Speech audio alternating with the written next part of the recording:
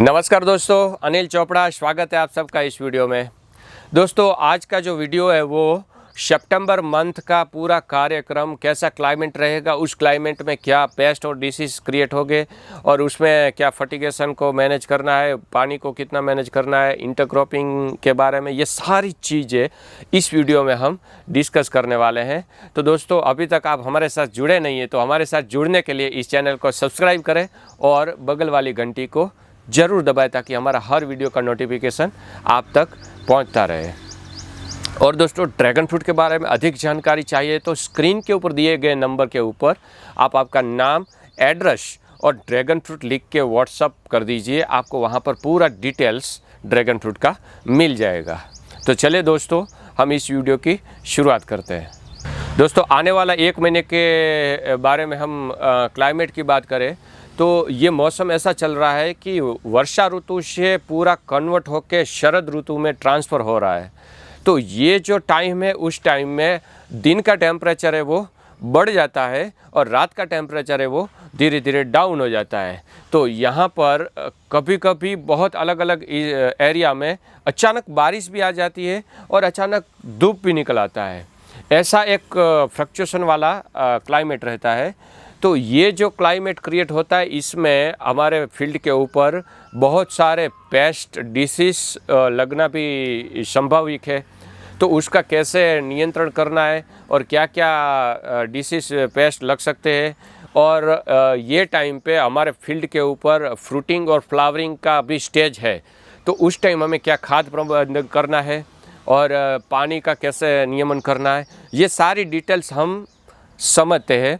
तो दोस्तों इस वीडियो को अभी से एंड तक पूरा देखने की कोशिश करिए और अगले सीज़न सर्दी की सीज़न है तो उसमें हम इंटरक्रॉप के रूप में क्या क्या ले सकते हैं वो भी डिटेल्स इसके साथ समझने की कोशिश करेंगे। दोस्तों अब हम बात करते हैं पेस्ट और डिसीज़ की। तो अभी जो टाइम चालू होगा ये टाइम में टेम्परेचर धीरे धीरे दिन का बढ़ता जाएगा और रात का टेम्परेचर है वो कम होता जाएगा। तो ये जो फ्लक्चुएशन है टेम्परेचर का, तो इस फ्लक्चुएशन वाले टेम्परेचर के टाइम पे ड्रैगन फ्रूट की जड़ों में फ्यूजेरियम विल्ट यानी कि जो रूट है उसका सड़ना चालू होगा। ऐसा प्रॉब्लम आने की पूरी संभावनाएं है।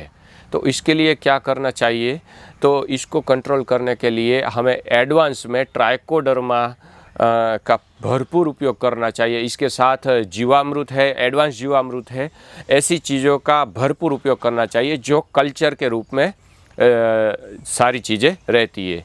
गौकृपा अमृतम है, वेस्ट डिकम्पोजर है, जीवामृत है, ये आप भरपूर मात्रा में उपयोग करें आपके फील्ड के ऊपर, क्योंकि जब हमारी सॉइल में बैक्टीरिया की संख्या बहुत कम हो जाती है तो ऐसे पैथोजन ज़्यादा क्रिएट हो जाते हैं जो हमारे प्लांट की जड़ों को नुकसान पहुंचाते हैं। वो फाइनली हमारा प्रोडक्शन में लॉस करते हैं या फिर प्लांट को गंवाना पड़ता है।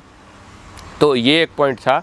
दूसरा पॉइंट है जैसे टेम्परेचर 30 से 40 डिग्री की और आगे बढ़ेगा तो जहाँ कार्बन की मात्रा कम रहेगी जो फील्ड के अंदर, वहाँ पर प्लांट है वो ग्रीन शेड से येलो शेड में कन्वर्ट होता हुआ आपको दिखेगा। तो दोस्तों ये पॉइंट आपके लिए इम्पोर्टेंट है अगर आप ड्रैगन फ्रूट का फार्मिंग कर रहे हो। आपकी सॉइल में जो कार्बन कम है वो कार्बन बढ़ाने के लिए आपको ऑर्गेनिक खाद का उपयोग भरपूर करना पड़ेगा। वो केमिकल खाद से इम्प्रूवमेंट नहीं होता है। केमिकल खाद हम एक बूस्टर डोज के रूप में दे सकते हैं लेकिन कार्बन उससे बढ़ा नहीं सकते। तो दोस्तों कार्बन बढ़ाने के लिए खाद जो आप दे रहे हो उसमें आपको चेंजिंग करके ऑर्गेनिक खाद की मात्रा धीरे धीरे आपको बढ़ानी पड़ेगी। वो क्या है और क्या खाद अप्लाई करना है, चलिए वो समझते हैं। इससे पहले समझना ये है कि जो नया प्लांटेशन किया है वो प्लांट का ग्रोथ चालू है और जो पुराना प्लांटेशन है जिसके अंदर फ्रूटिंग और फ्लावरिंग दोनों एक साथ में अभी लगा हुआ है, तो इस टाइम हम इसके अंदर केमिकल खाद के रूप में फर्टिगेशन कर सकते हैं और ऑर्गेनिक खाद के रूप में भी हम फर्टिगेशन कर सकते हैं और कुछ बैक्टीरियल चीज़ें भी इसके अंदर हम ऐड कर सकते हैं। तो थोड़ा उसको और ज़्यादा डिटेल्स में समझने की कोशिश करते हैं। सबसे पहले हम ऑर्गेनिक खाद के बारे में डिस्कस करते हैं कि हमारी सॉइल के अंदर कार्बन की परसेंटेज कम है तो प्लांट में अच्छी फ्रूटिंग, अच्छी फ्लावरिंग में हमें दिक्कत रहती है। कभी कभी ज़्यादा फ्लावरिंग आने के बाद फ्लावरिंग ड्रॉपिंग का भी इश्यू रहता है, और फ्लावरिंग सेट हो गया तो सेट होने के बाद उसका फ्रूट साइज़ है वो बड़ा नहीं होता है। तो दोस्तों, फ्रूट साइज बड़ा करने के लिए मैंने अलग से वीडियो बनाया है। पिछली बार मैंने वीडियो वो आपके सामने शेयर भी किया है, फ्रूट साइज बड़ा करने के लिए क्या क्या हमें चीज़ें ध्यान रखनी है। वो वीडियो आपने अभी तक नहीं देखा है तो उसका लिंक मैं आपको डिस्क्रिप्शन में देता हूँ, वहाँ जाके आप एक बार उस वीडियो को देख लीजिए। तो चलो दोस्तों, ऑर्गेनिक खाद में हम क्या क्या अप्लाई कर सकते हैं कि गोबर का खाद है, कंपोस्ट खाद है, घन जीवामृत है, कोई भी टाइप का वर्मी कंपोस्ट खाद है, और नीम खली, कास्टर खली, यूमिक एसिड, जो बकरी की लिंडी आती है उसका खाद है, जो मुर्गी की चरक आती है उसका खाद है। ये सारी चीज़ें हम ऑर्गेनिक खाद के रूप में हमारे फील्ड के ऊपर हम उपयोग कर सकते हैं। और ये सारी खाद आप इकट्ठी करने में मुश्किल होता है आपको और नहीं मिलती है, तो आप रेडीमेड कोई भी अच्छी कंपनी का परचेस करके भी आप आपके फील्ड में उपयोग कर सकते हैं। दोस्तों, ये उपयोग करने के लिए मैं बार बार इसलिए बता रहा हूँ कि जो ड्रैगन फ्रूट की जड़ें हैं वो बहुत डीप नहीं जाती, उसकी जड़ें ऊपर ही रहती है और वहाँ पर उसको न्यूट्रिशन चाहिए। तो ज़्यादा न्यूट्रिशन कब प्लांट को मिल पाएगा? जब आपकी सॉइल का कार्बन परसेंटेज आधे % से 1% के आसपास रहेगा तो ठीक ठाक चल पाएगा। अगर इससे भी कम है कार्बन का परसेंटेज तो वहाँ पर न्यूट्रिशन अपटेक करने में उसको प्रॉब्लम होता है।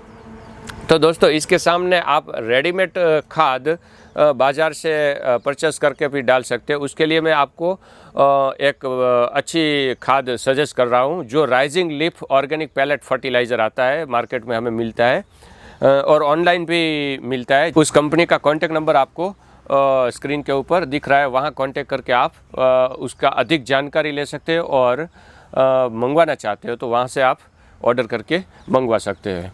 तो दोस्तों, ये खाद मैं आपको क्यों सजेस्ट कर रहा हूँ उसका भी मैं आपको रीज़न बताता हूँ कि ये जो खाद है उसको पैलेट के रूप में कंपनी ने तैयार किया है और इसके अंदर गोबर है, कंपोस्ट खाद है, इसके अंदर चिकन मैन्यूर है, वर्मी कंपोस्ट है, एलोवेरा है, कोकोपीट डाला हुआ है, यूमिक एसिड है, ऑर्गेनिक एमिनो एसिड है, शीवीड एक्सट्रैक्ट डाला हुआ है, रॉक फॉस्फेट डाला हुआ है। ऐसे बहुत सारी चीज़ों का मिलावट करके इसमें एक फॉर्मुलेशन तैयार करके कंपनी ने पैलेट के रूप में ये खाद को तैयार किया है। तो ये खाद को भी आप इम्प्लीमेंट कर सकते हो। अगर आपका प्लांट ग्रोइंग स्टेज में है तो पर पॉल के हिसाब से 2 से 3 kg उपयोग करें, और आपको फ्रूटिंग और फ्लावरिंग स्टेज में है तो 4 से 5 kg के हिसाब से आप उपयोग कर सकते हो। वो कितना उपयोग करना है और आपको कैसे डिसाइड करना है, वो आपकी ज़मीन के अंदर कार्बन की मात्रा कितनी है उस हिसाब से आपको इसका उपयोग करना है। वो आप अपने हिसाब से, आपके खेत के हिसाब से आप डिसाइड कर सकते हो। और एक चीज़ ध्यान रखनी है दोस्तों कि आपकी फील्ड में जहाँ ड्रैगन फ्रूट लगा है वहाँ बैक्टीरियल मूवमेंट ज़ोरदार होना चाहिए। उसके लिए हम क्या कर सकते हैं कि जीवामृत है, एडवांस जीवामृत है, गौकृपा अमृतम है, वेस्ट डिकम्पोजर है, nitrogen fixing bacteria, potash solubilizing bacteria, phosphate solubilizing bacteria, trichoderma है, स्यूडोमोनास है, पैसिलोमाइसिस है, वार्म कल्चर है। ऐसे बहुत सारे कल्चर मार्केट में अवेलेबल है और कुछ कल्चर आप खुद के फार्म पे बना सकते हो। तो जितना बने उतना ज़्यादा मात्रा में आप आपके फील्ड में कल्चर का उपयोग करें ताकि जो हमारा खाद दिया हुआ है वो खाद को कन्वर्ट करके हमारे प्लांट को वो रेडी अवेलेबल फॉर्म में पहुंचा सके। और दूसरा कि जो हमारे प्लांट लगे उसकी जड़ों के अगल बगल में कोई भी ऐसे पैथोजन क्रिएट होते हैं उसको कंट्रोल करने में भी हमारी मदद करते हैं। तो ये सारा पॉइंट मैंने आपके साथ शेयर किया, ये खाद के रूप में था। तो ये खाद को आपको आपके सॉइल के हिसाब से मेंटेन करना है। अभी हम समझ लेते हैं पानी के बारे में। तो दोस्तों इस टाइम पानी के बारे में समझना ज़रूरी है, क्योंकि मौसम पूरा बदल रहा है। थोड़े टाइम में टेम्परेचर बढ़ेगा, बारिश की मौसम से धीरे धीरे ये मौसम सर्दी की तरफ बढ़ रहा है। तो बीच में एक डंपिंग आता है जो सितंबर महीना में, वो भाद्रवा माह भी हम कहते हैं। तो ये महीने में टेम्परेचर थोड़ा बढ़ेगा, 30 से 40 डिग्री के आसपास जाएगा टेम्परेचर। तो इस टाइम पानी हमें थोड़ा प्लस करना पड़ेगा। वो कितना प्लस करना है और कितना मैनेज करना है, वो आपके प्लांट की ग्रोथ कैसी है, प्लांट का स्टेज क्या है, आपकी सॉइल कितना पानी पकड़ती है और आपके वहाँ पर कितना टेम्परेचर है, उस हिसाब से आप पानी को मेंटेन करिए। पानी की नमी बनी रहनी चाहिए आपके रूट जोन में, जो प्लांट है उसके रूट जोन में, वो सिर्फ आपको मेंटेन करना है। तो ये पानी का शेड्यूल इस हिसाब से आप फॉलो कर सकते हो। दोस्तों अभी सर्दी की मौसम धीरे धीरे चालू होगी, तो सर्दी के मौसम में जो फसलें आप करना चाहते हो वो सारी फसलें ड्रैगन फ्रूट में इंटरक्रॉपिंग के रूप में आप कर सकते हो। उसका भी आप प्लानिंग करके चले तो आपको एक एक्स्ट्रा इनकम के रूप में वो फसलें आपको प्रॉफिट दे सकती है। लेकिन ध्यान ये रखना है ड्रैगन फ्रूट को कोई प्रॉब्लम ना हो, वैसी फसलें लगाए तो ड्रैगन फ्रूट के लिए बेस्ट है ये सारी फसलें। तो दोस्तों इस वीडियो के रिलेटेड आपको कोई सवाल है तो स्क्रीन के ऊपर दिए गए नंबर पे आप व्हाट्सएप कर सकते हो। तो इस वीडियो को मैं यहाँ पर ख़त्म करता हूँ। मिलेंगे नए वीडियो में, तब तक के लिए जय हिंद जय भारत।